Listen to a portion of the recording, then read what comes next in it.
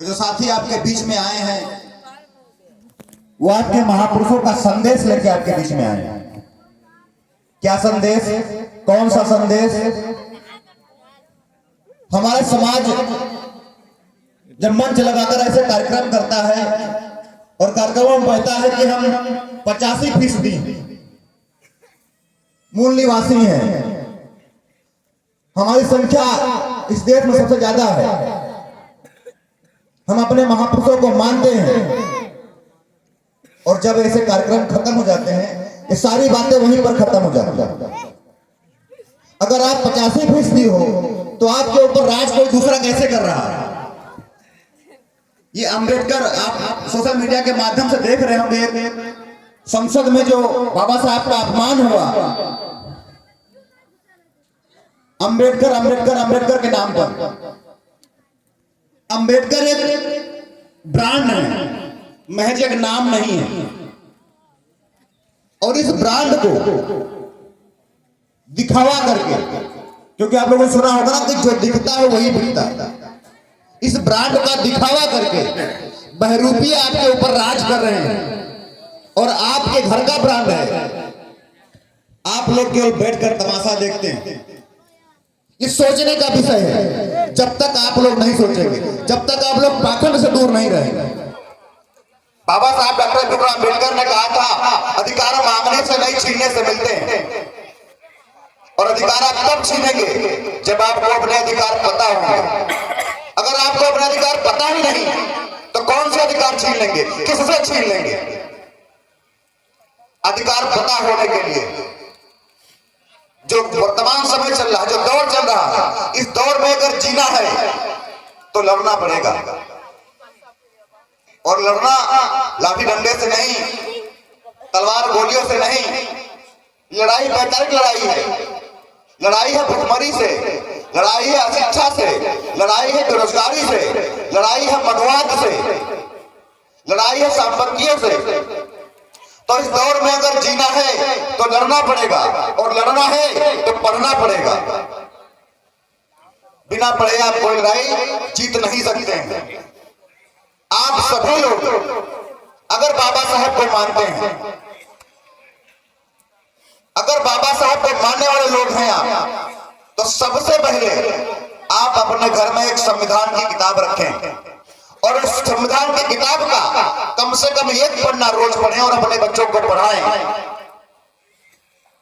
जिसके नाम पर आप लोग ये कार्यक्रम करते हो ना, ताकि उसके दिए हुए अधिकार आपको पता हो कि आर्टिकल 15 क्या कहता है, कि आपसे जात पात के नाम पर, ऊंच नीच के नाम पर, काला गोरा के नाम पर, अमीर गरीब के नाम पर कोई भेदभाव नहीं कर सकता। आर्टिकल 19 क्या कहता है? कौन कौन से अधिकार आपको मिले हैं? जब तक आप पढ़ेंगे नहीं, ऐसे कार्यक्रम करने का कोई मतलब नहीं निकलता। 5 दिन में आप लोग अपने कमाई इस कार्यक्रम में लगाएंगे और गला फाड़ फाड़ कर गुरु जी बताएंगे, और आप लोग सुनकर सुबह फिर वही अपने काम में मस्त हो जाएंगे। तो अगर यही करना है तो ऐसे कार्यक्रम का कोई मतलब नहीं निकलता दोस्तों। भीम आर्मी भारत एकता मिशन गांव गांव में जाकर आप लोगों को इसीलिए समझाती है, जब आपके ऊपर, हमारे समाज के ऊपर अत्याचार होता है, तब लोगों को याद आता है कि बाबा साहब ने क्या किया। तब याद आता है कि बाबा साहब के संविधान से हमको न्याय मिलेगा, और उसके बाद फिर वही मंदिर मस्जिद में लग जाते हैं। एक छोटी सी कहानी आपको बताकर अपना स्थान लूंगा। सभी लोगों ने संत कबीर को जाना होगा, जानते हैं, पढ़ा होगा। संत कबीर जी अपने कुटिया में रहते थे, और उस कुटिया में एक बकरी पाल रखी थी, और संत कबीर जी जब गांव में जाते थे लोगों को शिक्षा देने के लिए, समझाने के लिए, बताने के लिए, तो बकरी उनकी कुटिया से निकलकर पड़ोस के मंदिर में जाती और मंदिर में गंदगी कर देती।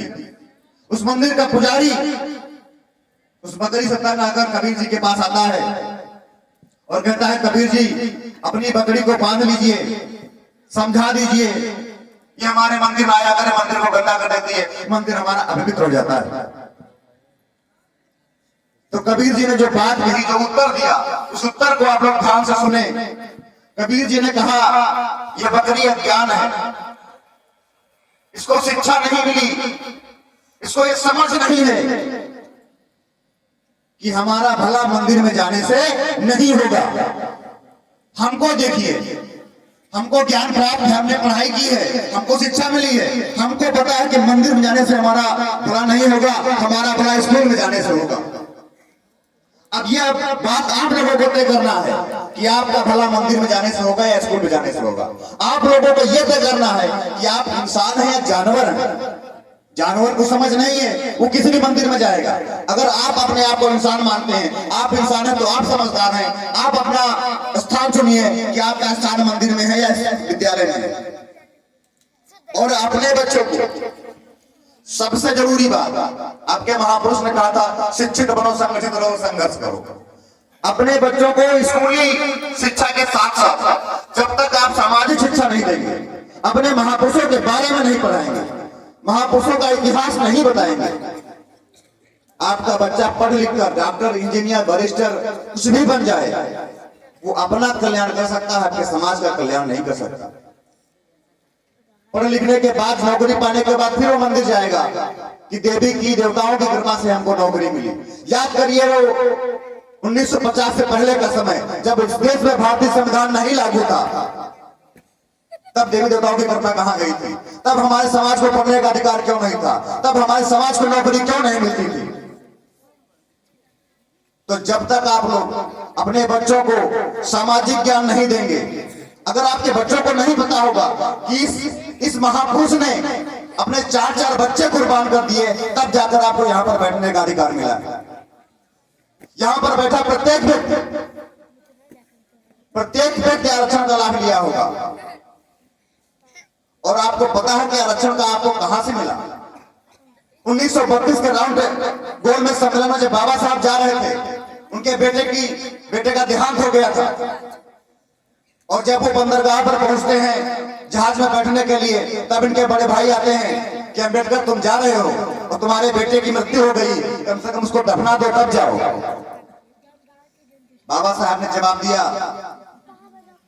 कि मेरा बेटा जो मर गया है, अगर मैं इसको दफनाने जाता हूं तब भी वो वापस नहीं आएगा, लेकिन अगर मैं वहां नहीं पहुंचा, लंदन नहीं पहुंचा, गोलमेज सम्मेलन में नहीं पहुंचा, तो हमारे करोड़ों बेटे जीते जी मर जाएंगे।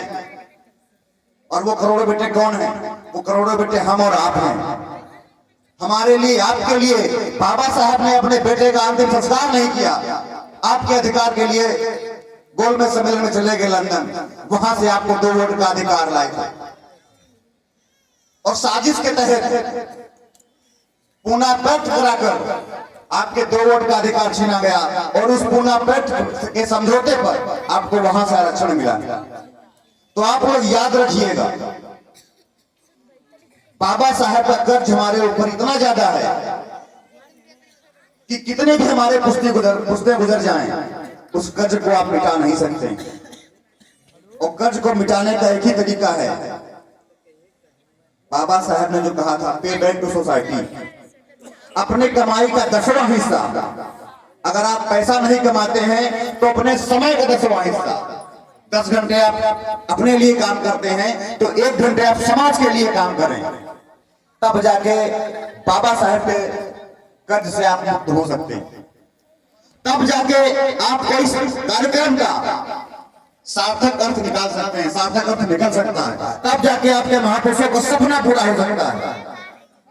आपके महापुरुषों ने सपना देखा था कि बहुजन समाज इस देश का प्राण बनेगा, और यह है बहुजन समाज 85% होने के बावजूद आज अयोग्य लोग आपके ऊपर शासन कर रहे हैं।